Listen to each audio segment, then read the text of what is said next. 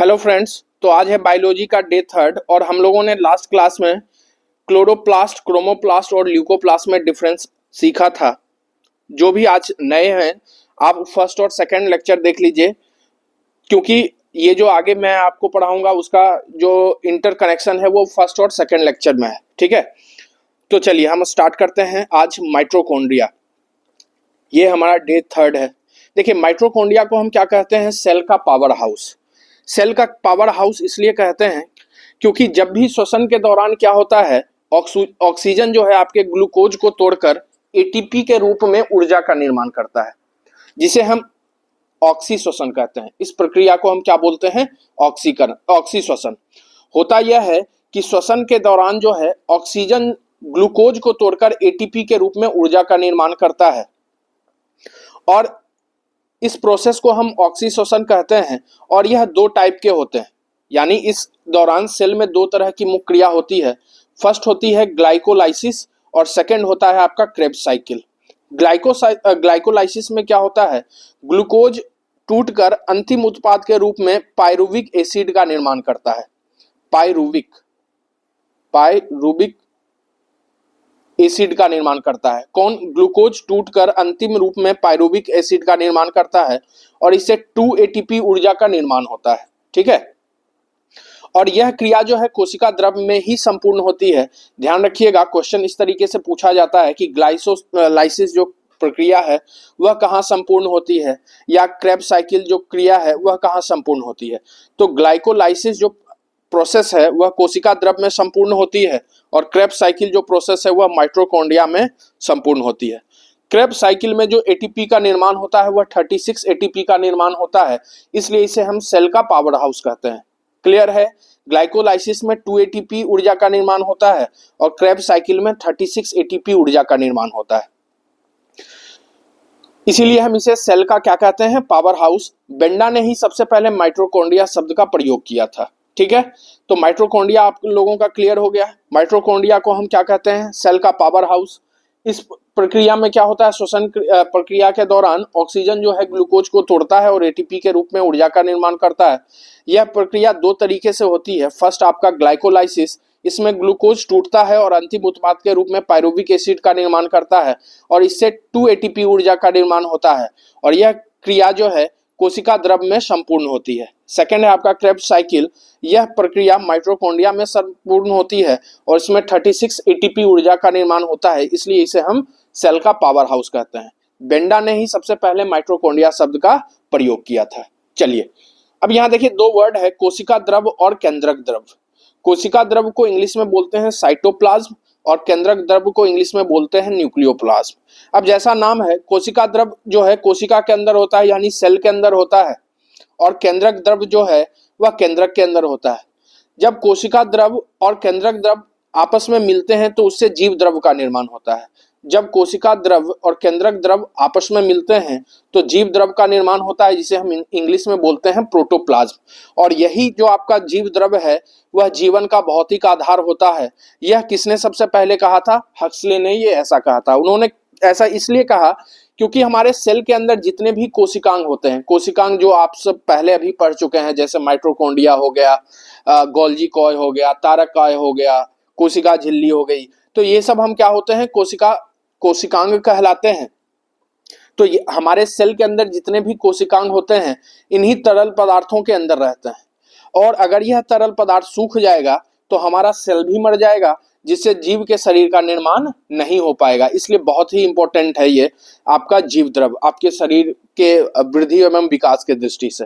ठीक है, नेक्स्ट है आपका तारक काय, जिसे हम इंग्लिश में बोलते हैं सेंट्रोसोम। यह पादप कोशिका में नहीं पाया जाता है, यह जंतु कोशिका में पाया जाता है, और तारक कॉय ही है जो आपके कोशिका विभाजन में भी मदद करता है। नेक्स्ट है आपका गोल्जी कॉय। गोल्जी कॉय जो है प्लांट सेल में इसे हम डिक्टोसोम कहते हैं। प्लांट सेल में इसे हम क्या बोलते हैं? गोल्जी कॉय को डिक्टोसोम। और यह क्या करता है? पदार्थों के सिक्रेशन में मदद करता है। यह पदार्थों के सिक्रेशन में मदद करता है, और यही जो गोल्जी काय है लाइसोसोम के निर्माण में भी मदद करता है। ध्यान रखिएगा, लाइसोसोम ज्यादातर जंतु कोशिका में पाए जाते हैं। लेकिन ऐसा नहीं है कि लाइसोसोम पादप कोशिका में नहीं पाए जाते हैं, पादप कोशिका में भी पाए जाते हैं, लेकिन उनकी मात्रा बहुत कम होती है। लेकिन यह ज्यादातर जंतु कोशिका में ही पाए जाते हैं। लाइसोसोम को ही आत्महत्या की थैली कहा जाता है। क्यों कहते हैं? जैसे मान लेते हैं ये हमारा एक कोशिका है और इसी के अंदर हाइड्रोलाइटिक जो आपका क्या है एंजाइम होता है। जब बाहर से जीवाणु और रोगाणु का आक्रमण होता है तो यह सेल अपने आप को नष्ट कर लेते हैं, और जब नष्ट कर लेते हैं इसीलिए इसे हम क्या बोलते हैं? आत्महत्या की थैली से हम बोलते हैं। और यह कोशिकीय पाचन में भी मदद करता है। क्लियर है? और लाइसोसोम की खोज सीडी धुवे ने किया था। लाइसोसोम की खोज किसने किया था? सीडी धुवे। और ध्यान रखिएगा लाइसोसोम को एक और नाम दिया गया है, इसे हम traffic controller of the cell भी कहते हैं। लाइसोसोम को अगर आपसे पूछ ले कि traffic controller of the cell कौन है, तो आपका आंसर क्या होना चाहिए? लाइसोसोम। ठीक है, तो ये थे आपके क्या कोशिकांग। एक और है न्यूक्लियस, ये इंपॉर्टेंट है, ये भी देख लेते हैं। न्यूक्लियस यानी केंद्रक, जिसकी खोज सबसे पहले रॉबर्ट ब्राउन ने की। और इसका काम क्या है? यह कोशिका का नियंत्रण कक्ष होता है। ये जो आपका केंद्रक है यह कोशिका का नियंत्रण कक्ष होता है, जिसे हम controller body of the cell भी कहते हैं। अब सेल के अंदर अनुवांशिक पदार्थ पाए जाते हैं जो मेनली 3 तरह के होते हैं। सेल के अंदर क्या पाए जाते हैं? अनुवांशिक पदार्थ पाए जाते हैं जो कि मेनली 3 तरह के होते हैं। फर्स्ट है आपका गुणसूत्र, सेकंड है आपका डीएनए, और थर्ड है आपका आरएनए। गुणसूत्र जो है डीएनए और हिस्टोन प्रोटीन का मिलकर बना होता है। गुणसूत्र किसका मिलकर बना होता है? तो डीएनए प्लस हिस्टोन प्रोटीन का मिलकर बना होता है, जिसकी खोज सबसे पहले वॉल्डेयर ने की थी। अब मानव कोशिका में जो गुणसूत्रों की संख्या होती है, ये आप लोगों को पता ही होगा कि वह 23 पेयर होते हैं। वो कितने पेयर होते हैं? 23 पेयर, यानी 46। टोटल संख्या में 46 और पेयर में 23, जिसमें 22 गुणसूत्र नर और मादा में समान होते हैं। जिसमें 22 जोड़ी गुणसूत्र नर और मादा में समान होते हैं। अगर जो गुणसूत्र समान है तो उसे हम समजात गुणसूत्र भी कहते हैं, जिसे इंग्लिश में हम बोलते हैं ऑटोसोम। क्या बोलते हैं? ऑटोसोम। और 23वीं जोड़ी जो होती है वही नर और मादा में लिंग का निर्धारण करती है। और 23वीं जोड़ी नर और मादा में डिफरेंट होते हैं। नर के लिए XY और मादा के लिए XX। नर के लिए XY और मादा के लिए XX, जिसे हम बोलते हैं एलोसोम। क्या बोलते हैं? एलोसोम। और इसे हम या तो एलोसोम बोलेंगे या सेक्स हार्मोन भी बोलेंगे। नेक्स्ट है केंद्रक जो है, यानी केंद्रक आपका क्या है? न्यूक्लियस। न्यूक्लियस जो है अनुवांशिक गुणों को निर्धारित करने वाला अवयव पाया जाता है, क्योंकि इसमें गुणसूत्र भी पाए जाते हैं, इसमें डीएनए भी पाए जाते हैं और आरएनए भी पाए जाते हैं। इसलिए हम कह सकते हैं कि केंद्रक जो है अनुवांशिक गुणों को निर्धारण करने वाला अवयव है। और केंद्रक जो है कोशिका विभाजन में भी मदद करता है। ठीक है, अब थोड़ा सा हम इसका स्ट्रक्चर देख लेते हैं। तो केंद्रक का स्ट्रक्चर ये है, ये जो आपको दिख रहा है ये आपका क्या है? केंद्रक। और इसके बाहर जो आवरण है इसे हम क्या बोलते हैं? केंद्रक आवरण। और इसमें आपको एक छोटा सा इस तरीके से व्हाइट जैसा यहाँ दिख रहा होगा, जिसे हम बोलते हैं केंद्रिका यानी न्यूक्लियोइड। यही जो केंद्रिका है ये आपके कोशिका विभाजन में क्या करता है? मदद करता है। ठीक है, अब कोशिका के अंदर केंद्रिका होता है, केंद्रक के अंदर केंद्रिका होता है, इसलिए हमने ऊपर कहा था कि केंद्रक जो है कोशिका विभाजन में भी मदद करता है। ठीक है, नेक्स्ट, ये जो आपको रेड जैसा डॉटेड दिख रहा है इसे हम बोलते हैं केंद्रक द्रव। क्या बोलते हैं? केंद्रक द्रव। और ये जो आपका जालीनुमा स्ट्रक्चर है इस तरीके से, ये आपका क्या है? Chromatin material. ये कैसा स्ट्रक्चर होता है? जालीनुमा स्ट्रक्चर होता है, और यही गुणसूत्रीय पदार्थ है।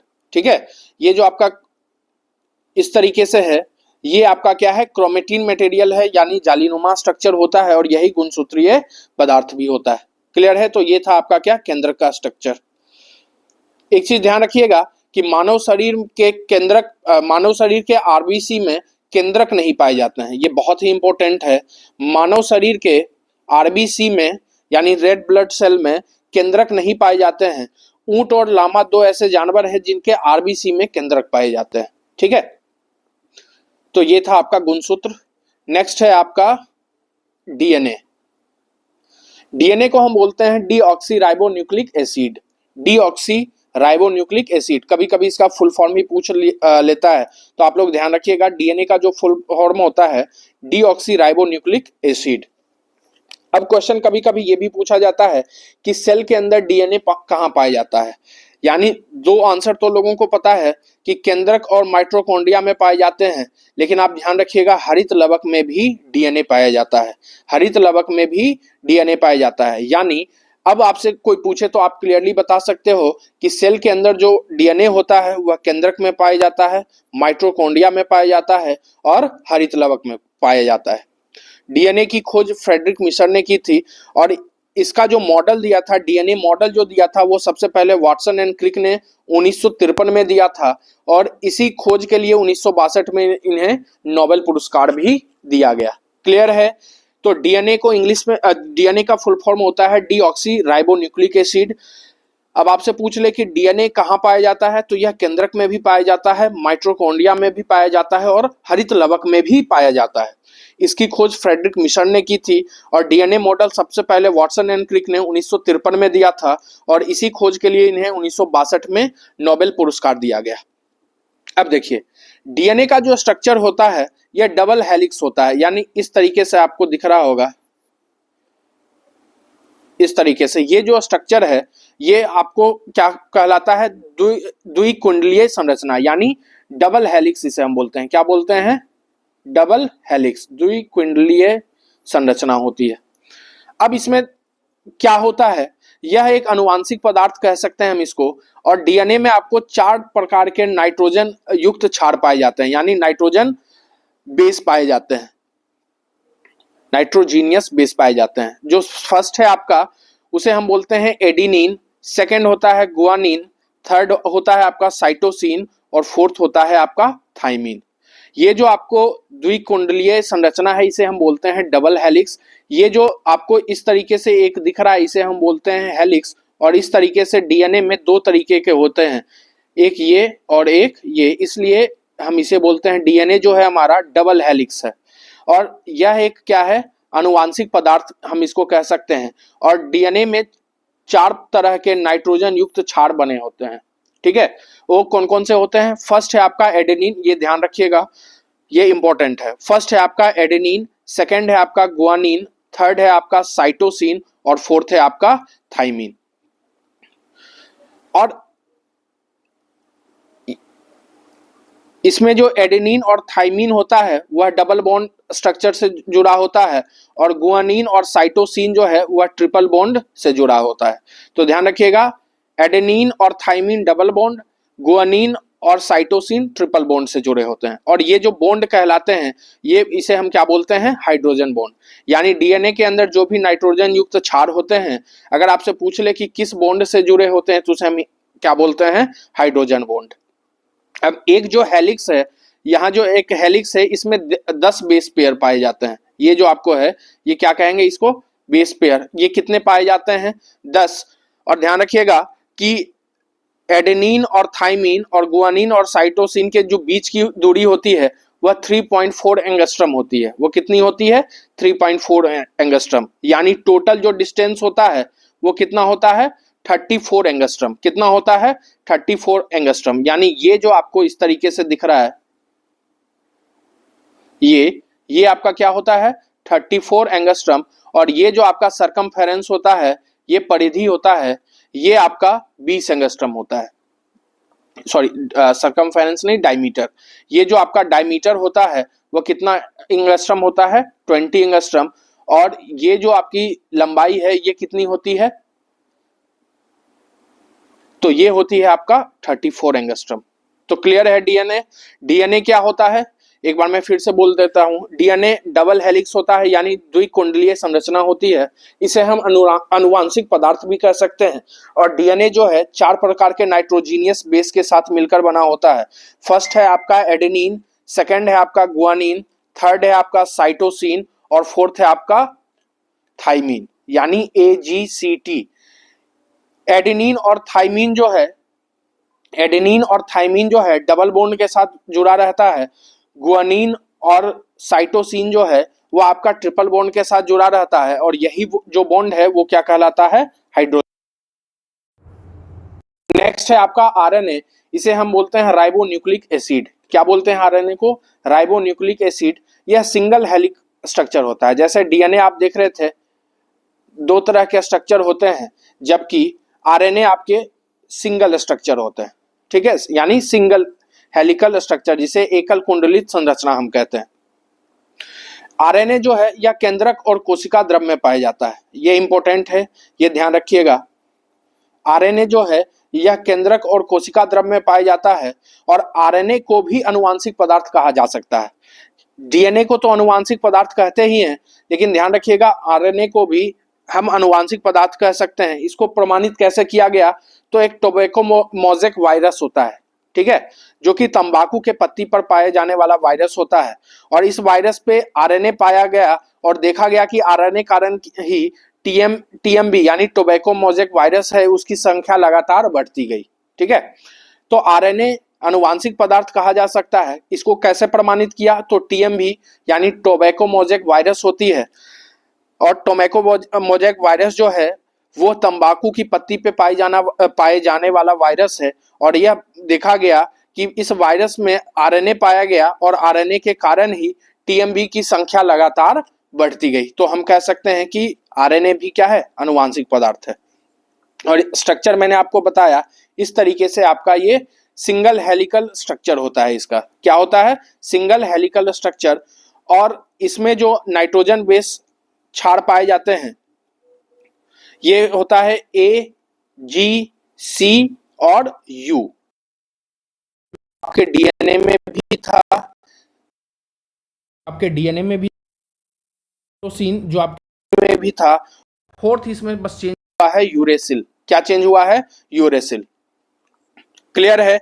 और यही नाइट्रोजन युक्त क्षार जो है ये सारे मिलकर जेनेटिक कोड का निर्माण करते हैं, और जेनेटिक कोड यूनिवर्सल होता है या ट्रिपलेट होता है। ट्रिपलेट कहने का मतलब तीन तीन के संरचना में ये पाए जाते हैं, और यह कॉमा लेस होता है, जैसे AUC, CUA, GCT और TAB, ठीक है।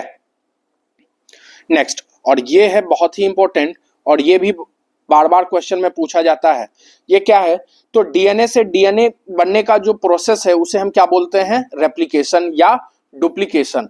डीएनए से डीएनए बनने का जो प्रोसेस है उसे हम क्या बोलते हैं, रेप्लिकेशन या डुप्लीकेशन। डीएनए से आरएनए बनने के प्रोसेस को हम क्या बोलते हैं, ट्रांसक्रिप्शन। डीएनए से डीएनए बनने के प्रोसेस को रेप्लिकेशन या डुप्लीकेशन। डीएनए से आरएनए बनने के प्रोसेस को हम क्या बोलते हैं, ट्रांसक्रिप्शन। आरएनए से प्रोटीन बनने के प्रोसेस को हम ट्रांसलेशन बोलते हैं। आरएनए से प्रोटीन बनने के प्रोसेस को हम ट्रांसलेशन बोलते हैं, और आरएनए से डीएनए बनने के प्रोसेस को हम रिवर्स ट्रांसक्रिप्शन कहते हैं। ट्रांसक्रिप्शन यहाँ भी है, डिफरेंस दोनों में ये है कि डीएनए से आरएनए अगर बना तो ट्रांसक्रिप्शन, और आरएनए से डीएनए बना तो रिवर्स ट्रांसक्रिप्शन। क्लियर है। चलिए, तो ये थे आपके सेल। अब हम लोग पढ़ते हैं टिश्यू। चलिए हम लोग अब टिश्यू देखते हैं। अब टिश्यू में क्या होता है, तो हमारे शरीर में जो सबसे छोटी इकाई होती है वह होती है सेल। हमारे शरीर में जो सबसे छोटी इकाई होती है वह होती है सेल, और यही जब सेल आपस में मिलते हैं तो उससे टिश्यू का निर्माण होता है। किसका निर्माण होता है, टिश्यू, जिसे हम हिंदी में बोलते हैं उत्तक, ठीक है। अब यही जब टिश्यू मिलता है तो ऑर्गन का निर्माण होता है, यानी जब बहुत सारे उत्तक आपस में मिलते हैं तो अंग का निर्माण होता है, और जब बहुत सारे अंग आपस में मिलते हैं तो अंग तंत्र का निर्माण होता है, और जब सारे अंग तंत्र को मिला दिया जाए तो वो क्या होता है, बॉडी यानी हमारे शरीर का निर्माण होता है। यानी जो सबसे छोटी इकाई है वह है सेल, और जब बहुत सारे सेल मिलते हैं तो टिश्यू का निर्माण होता है, और जब बहुत सारे टिश्यू आपस में मिलते हैं तो अंग का निर्माण, अंग के मिलने से अंग तंत्र, और यही अंग तंत्र हमारा क्या कहलाता है, बॉडी या शरीर। यानी हम कह सकते हैं उत्तक जो है कोशिकाओं के ऐसे समूह होते हैं जो संरचना और कार्य में समान होते हैं। उत्तक जो है कोशिकाओं का ऐसा समूह होता है जो संरचना और कार्य में समान होता है। उत्तक दो तरीके के होते हैं, दो तरह के होते हैं। फर्स्ट है आपका प्लांट टिश्यू, और सेकंड है आपका एनिमल टिश्यू, यानी पादप उत्तक और जंतु उत्तक। तो सबसे पहले हम सीखते हैं पादप उत्तक, ठीक है, यानी हम लोग प्लांट टिश्यू के बारे में पढ़ते हैं। अब देखिए प्लांट टिश्यू जो है इसको भी आगे दो पार्ट में डिवाइड किया गया है। फर्स्ट है आपका विविध ज्योतक उत्तक, और सेकंड है आपका स्थायी उत्तक। विभज्योतक ऊतक को हम इंग्लिश में बोलते हैं मेरिस्मेटिक टिश्यू। क्या बोलते हैं? Meristematic tissue. और सेकंड है आपका स्थायी ऊतक जिसे हम बोलते हैं परमानेंट टिश्यू। तो सबसे पहले हम विभज्योतक ऊतक पढ़ते हैं। विभज्योतक ऊतक किसे कहते हैं? तो ऐसा ऊतक जिसके सेल हमेशा सेल डिवीजन करता है, ऐसा ऊतक जिसका सेल हमेशा सेल डिवीजन करता है। और सेल डिवीजन, ध्यान रखिएगा, सेल डिवीजन जो है किसी भी जीव के वृद्धि एवं विकास के लिए जिम्मेदार होता है। ठीक है, यानी अगर सेल डिवीजन रुक गया तो वृद्धि एवं विकास शरीर का नहीं होगा, यानी वो वहीं तक रुक जाएगा।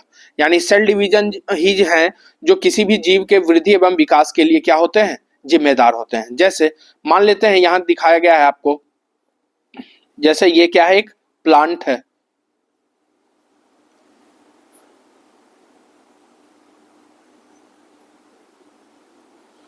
और यहां आपको दिख रहा होगा ये तना है आपका और ये है आपके जड़। ठीक है, अब ध्यान दीजिएगा यहां मेरिस्मेटिक टिश्यू क्या होता है। अब जैसे ये आपका जड़ है और ये आपका तना है। अब जैसे सेल डिवीजन अगर जड़ में हो रहा है, सेल डिवीजन अगर जड़ में हो रहा है तो जड़ में वृद्धि होगा और जड़ की वृद्धि जमीन के अंदर होगी, यानी नीचे की ओर बढ़ेगी। अगर तना में, यानी यहां सेल डिवीजन हो रहा है, अगर यहां सेल डिवीजन हो रहा है तो तना ऊपर की ओर बढ़ेगा। जहां सेल डिवीजन होता है वहां उस क्षेत्र का विकास होता है। क्लियर है? तो ये आपका है रूट और इसे हम बोलते हैं शूट यानी तना। अगर यहाँ कोशिका डिवीजन हो रहा है तो यहाँ जो तने की लंबाई है ऊपर की ओर बढ़ेगी। और अगर जड़ में सेल डिवीजन हो रहा है यानी कोशिका विभाजन हो रहा है तो जड़ की लंबाई नीचे की ओर बढ़ेगी। यानी हम कह सकते हैं मेरिस्मेटिक टिश्यू जो है वो पौधे के वृद्धि यानी लंबाई बढ़ाने के लिए जिम्मेदार है। मेरिस्मेटिक टिश्यू जो है वह पौधे की लंबाई बढ़ाने के लिए जिम्मेदार है। जैसे अगर यहाँ अगर सेल डिवीजन होता है तो ये लंबाई बढ़ेगी। इधर अगर सेल डिवीजन होता है, यहाँ अगर सेल डिवीजन होता है तो ये लंबाई बढ़ेगी। अगर जड़ में सेल डिवीजन हो रहा है तो जड़ की लंबाई बढ़ेगी। और यहाँ अगर तने के ऊपर सेल डिवीजन हो रहा है तो ये लंबाई बढ़ेगी। यानी हम कह सकते हैं मेरिस्मेटिक टिश्यू जो है वह पौधे की लंबाई बढ़ाने के लिए जिम्मेदार होती है। नेक्स्ट ये है आपका एपिकल मेरिस्मेटिज्म। सॉरी, ये जो आपका है फर्स्ट है, यानी मेरिस्मेटिक टिश्यू को भी हम 3 पार्ट में आगे डिवाइड करते हैं। फर्स्ट है आपका एपिकल मेरिस्टेम, सेकंड है आपका इंटरकैलरी मेरिस्टेम और थर्ड है आपका लेटरल मेरिस्टेम। यानी फर्स्ट है आपका एपिकल मेरिस्टेम यानी शीर्षस्थ विभज्योतक ऊतक, सेकंड है आपका अंतर्वेशी विभज्योतक ऊतक और थर्ड है आपका लेटरल मेरिस्टेम जिसे हम पार्श्व विभज्योतक ऊतक कहते हैं। जैसे शीर्षस्थ विभज्योतक ऊतक क्या होता है? ऊपर और नीचे लंबाई बढ़ाने के लिए जिम्मेदार है। जैसे मैंने आपको बताया कि जड़ में और यहाँ तने में अगर हो रहा है तो ये किसके कारण हो रहा है? एपिकल मेरिस्टेम के कारण होता है। अगर इंटरकैलरी मेरिस्टेम है यानी अंतर्वेशी विभज्योतक ऊतक है तो यह शाखाओं को वृद्धि एवं विकास करने के लिए जिम्मेदार है। और ध्यान रखिएगा जहां भी वृद्धि एवं विकास होता है उसके लिए आपके सेल डिवीजन होना जरूरी है। सेल डिवीजन होता रहेगा तो पौधे का वृद्धि एवं विकास होता रहेगा। तो अगर ऊपर और नीचे लंबाई बढ़ानी है तो उसके लिए जिम्मेदार कौन है? Apical meristem. कौन जिम्मेदार है? एपिकल मेरिस्टेम, जिसे हम हिंदी में बोलते हैं शीर्षस्थ विभज्योतक ऊतक। अगर आपका शाखाओं में वृद्धि एवं विकास करना है तो उसके लिए जिम्मेदार क्या है? अंतर्वेशी विभज्योतक ऊतक यानी इंटरकैलरी मेरिस्टेम। और थर्ड है आपका लेटरल यानी पेड़ की मोटाई बढ़ाने के लिए जिम्मेदार, यानी ये अगर मोटा करना है तो इसके लिए जिम्मेदार कौन है? पार्श्व विभज्योतक ऊतक यानी लेटरल मेरिस्टेम। क्लियर है? यानी मेरिस्टेम क्या होता है? पौधे के वृद्धि एवं विकास के लिए जिम्मेदार है। ऊपर और नीचे लंबाई वृद्धि करवानी है तो उसके लिए एपिकल मेरिस्टेम जिम्मेदार है। अगर शाखाओं में वृद्धि करवानी है तो उसके लिए इंटरकैलरी मेरिस्टेम जिम्मेदार है। अगर पेड़ की मोटाई के लिए जिम्मेदार कौन है? तो उसके लिए है लेटरल मेरिस्टेम। नेक्स्ट है आपका फर्स्ट, जो यहाँ फर्स्ट जो आपका मेरिस्मेटिक टिश्यू है वो हमने पढ़ा दिया। सेकंड है आपका परमानेंट टिश्यू। तो परमानेंट टिश्यू में क्या होता है, जब सेल डिवीजन बंद हो जाता है तो वो परमानेंट टिश्यू बनता है, यानी स्थायी ऊतक बनता है। यह मेनली दो प्रकार के होते हैं। फर्स्ट है आपका सामान्य स्थायी ऊतक और सेकंड है आपका जटिल ऊतक यानी कॉम्प्लेक्स टिश्यू। यानी परमानेंट टिश्यू भी दो टाइप के होते हैं। फर्स्ट है आपका सामान्य स्थायी ऊतक, सामान्य स्थायी ऊतक, और सेकंड है आपका जटिल ऊतक। तो सामान्य स्थायी ऊतक फर्स्ट है आपका मृदुतक जिसे पेरेनकाइमा कहते हैं। मृदुतक जिसे इंग्लिश में हम क्या बोलते हैं, पेरेनकाइमा। सेकंड है आपका स्थूल कोण ऊतक जिसे हम कोलेनकाइमा कहते हैं। और दृढ़ोतक होता है स्क्लेरेनकाइमा। मृदुतक पेरेनकाइमा, स्थूल कोण ऊतक कोलेनकाइमा और दृढ़ोतक स्क्लेरेनकाइमा। ठीक है। सेकंड है आपका जटिल ऊतक, और जटिल ऊतक में क्या होते हैं यानी कॉम्प्लेक्स टिश्यू में क्या होते हैं, जाइलम और फ्लोएम। ठीक है। तो एक एक कर हम पढ़ते हैं। सबसे पहले मृदुतक क्या होता है। यानी मृदुतक जो होते हैं वह प्लांट का वह भाग जो सॉफ्ट और फ्लेक्सिबल होता है। प्लांट का वह भाग जो सॉफ्ट और फ्लेक्सिबल होता है वह पेरेनकाइमा यानी मृदुतक होता है। यानी पेरेनकाइमा क्या होता है, यह प्लांट का सॉफ्ट और फ्लेक्सिबल पार्ट होता है। यह कहाँ पाया जाता है, तो यह हरित लवक में पाया जाता है।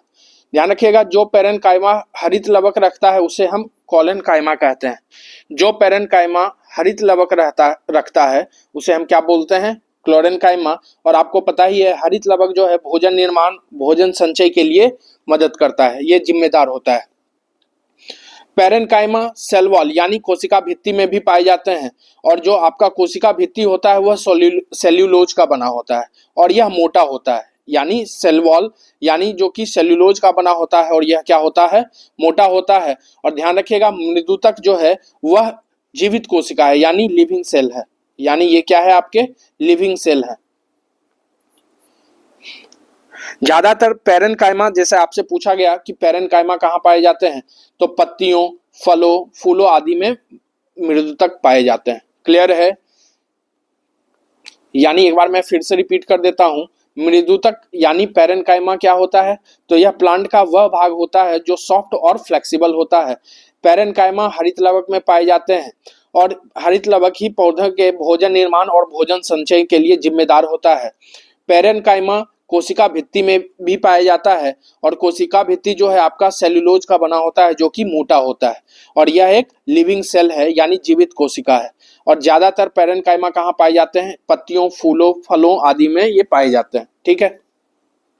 अब आपसे एक क्वेश्चन पूछता है कि किसके कारण पौधे जल में तैरते हैं, तो वो है आपका एरेनकाइमा।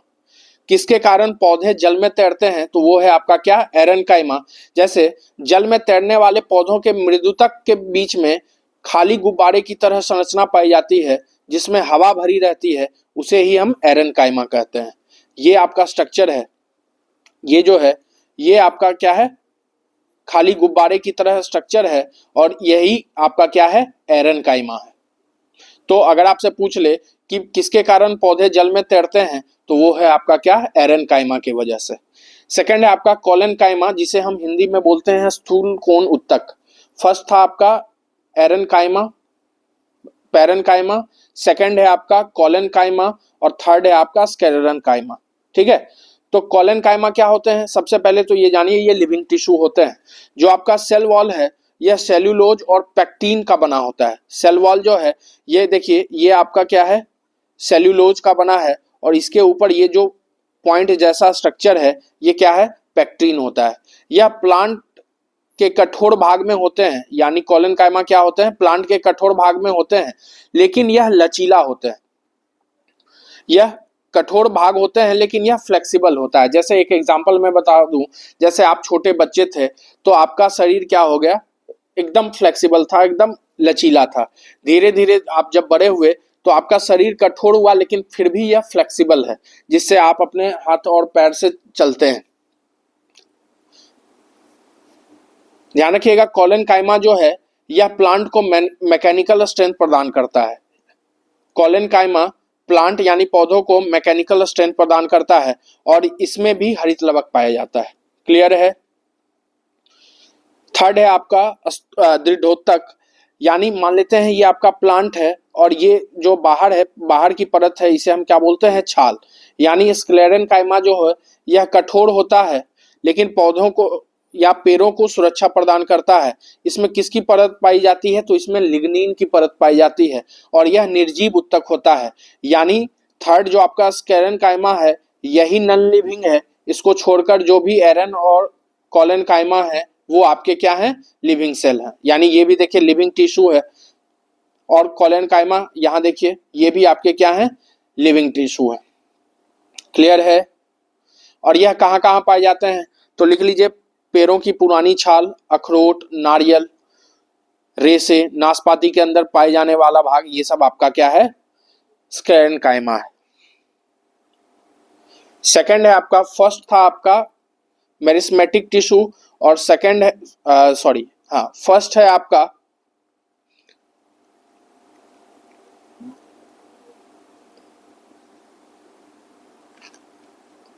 मेरिस्मेटिक टिश्यू और सेकंड था आपका परमानेंट टिश्यू।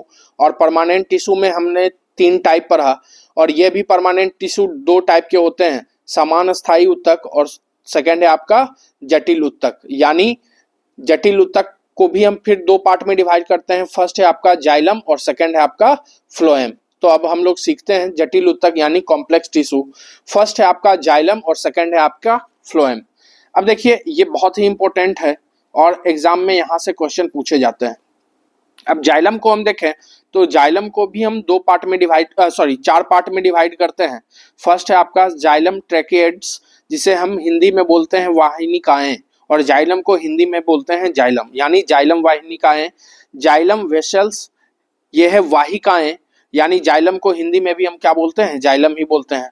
थर्ड है आपका मृदुतक, यानी जाइलम मृदुतक, यानी पेरेनकाइमा और जाइलम फाइबर्स। और फ्लोएम को भी हम 4 पार्ट में डिवाइड करते हैं। फर्स्ट है आपका फ्लोएम स्यू ट्यूब्स, यानी फ्लोएम चालिनी नालिका। सेकंड है आपका फ्लोएम सेल्स, यानी फ्लोएम संगत कोशिका। थर्ड है आपका फ्लोएम पेरेनकाइमा और फोर्थ है आपका फ्लोएम फाइबर्स। अब थोड़ा सा यहाँ देखते हैं, जैसे ये है हमारा क्या, एक कोई भी पेड़ है, ये आपका नीचे क्या है, जड़, और इसके ऊपर क्या है, तना। यानी जड़ को हम इंग्लिश में बोलते हैं रूट और तने को हम बोलते हैं सूट। अब जो आपका जड़ होता है उसमें सॉइल और मिनरल होता है। जड़ जो है आपका क्या है, सॉइल और मिनरल होता है। और मान लेते हैं ये आपके क्या है, लीव्स यानी पत्ती हैं, जो कि पत्ती आपके क्या करते हैं, भोजन बनाने यानी प्रकाश संश्लेषण की उपस्थिति में भोजन का निर्माण करते हैं। अब देखिए सॉइल और मिनरल को, यानी रूट से सॉइल और मिनरल को पौधों के ऊपरी भाग में ले जाने में जो मदद करता है वह होता है जाइलम। यानी सॉइल और मिनरल को जड़ से ऊपर की ओर जो ले जाता है वो उसके लिए जिम्मेदार होता है हमारा जाइलम। और भोज्य पदार्थों को डिफरेंट पार्ट में अगर पहुंचाना है तो उसके लिए जिम्मेदार होता है फ्लोएम। ध्यान रखिएगा जाइलम जो है ये सिंगल डायरेक्शनल होता है, यानी एक दिशीय होता है।